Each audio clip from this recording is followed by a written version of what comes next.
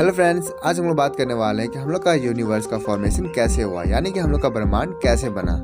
तो इस वीडियो में लास्ट तक बने रहें। हमारे यूनिवर्स के फॉर्मेशन में बहुत सारे थ्योरीज यानी कि सिद्धांत दिए हुए हैं, लेकिन उनमें से एक थ्योरी ऐसा है जिसे ज़्यादातर माना गया है। उसका नाम है बिग बैंग थ्योरी, जिसके प्रोवाइडर है एफ जॉर्ज लेमेंटियर। आज हम इसी के बारे में डिस्कस करने वाले हैं, तो वीडियो में बने रहिए।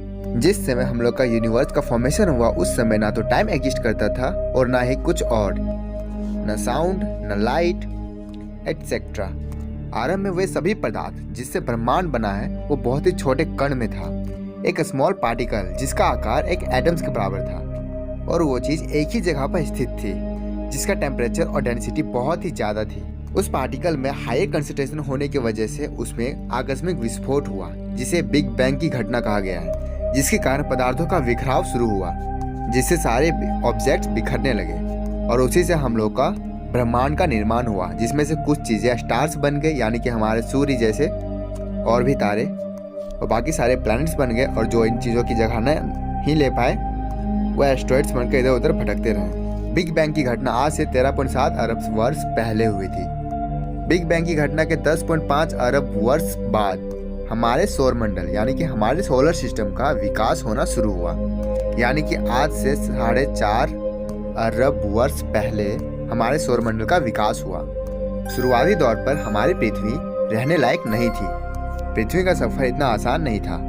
हमारी पृथ्वी सबसे पहले आग का गोला हुआ करती थी, जो हमेशा जलती रहती थी, और हमारी पृथ्वी का तापमान बहुत ही ज़्यादा थे। लेकिन धीरे धीरे हमारी पृथ्वी ठंडी होती गई, और इतनी ठंडी हो गई कि हमारी पृथ्वी बर्फ का गोला बन गई।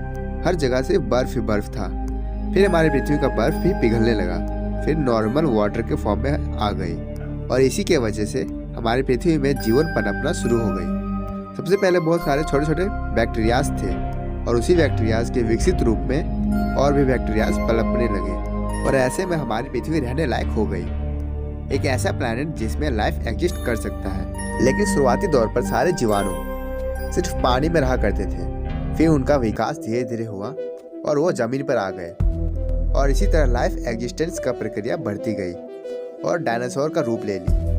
अब पृथ्वी पर डायनासोर्स का राज है। अभी तक किसी भी इंसान की उत्पत्ति नहीं हुई है। अभी पृथ्वी को एक और खतरे से निपटना था, एक बहुत ही बड़ा खतरा, जिसके कारण पृथ्वी पर जितने भी डायनासोर्स थे सब मारे गए, क्योंकि एक बहुत ही बड़े एस्ट्रॉइड जिसकी रफ्तार बहुत ही ज़्यादा थी वो हमारी पृथ्वी से टकरा गई, जिसमें इतनी हीट प्रोड्यूस हुई जिसने डायनासोर्स के 75% जनजाति को खत्म कर दिया।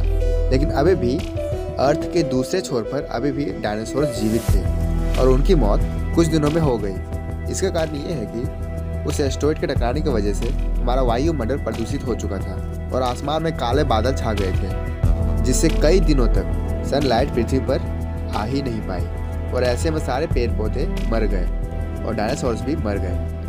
सिर्फ डायनासोर ही नहीं, बाकी सारे जीव जंतु जो कि पृथ्वी की सतह पर रहते थे वो सारे के सारे मारे गए। लेकिन कुछ जीव जंतुओं ने अपनी जान बचाने के लिए पृथ्वी के जमीन के अंदर जाकर रहना शुरू किया, जिससे कि हमारी पृथ्वी के अंदर जीवन को बचा सके। और इसी तरह और भी लाइफ प्रोसेस आगे बढ़ती गई, और इसी तरह अलग अलग जानवरों की उत्पत्ति होना शुरू हुई। फिर धीरे धीरे इंसानों की उत्पत्ति शुरू हुई। लेकिन शुरुआती तौर पर इंसान बोलना नहीं जानते थे। फिर समय के साथ उन्होंने बोलना सीखा और आग का आविष्कार किया और पत्थरों से औजार बनाना शुरू किया, और इसी तरह धीरे धीरे विकास के तौर पर आज हम यहाँ तक पहुँच गए हैं, जहाँ हम इतने एडवांस हो चुके हैं कि इंसान अपनी पृथ्वी से निकलकर चांद में जाकर वापस आ चुका है। आज के लिए इतना ही friends.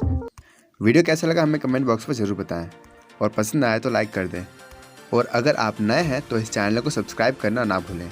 Thank you for watching friends. Have a nice day. Thank you.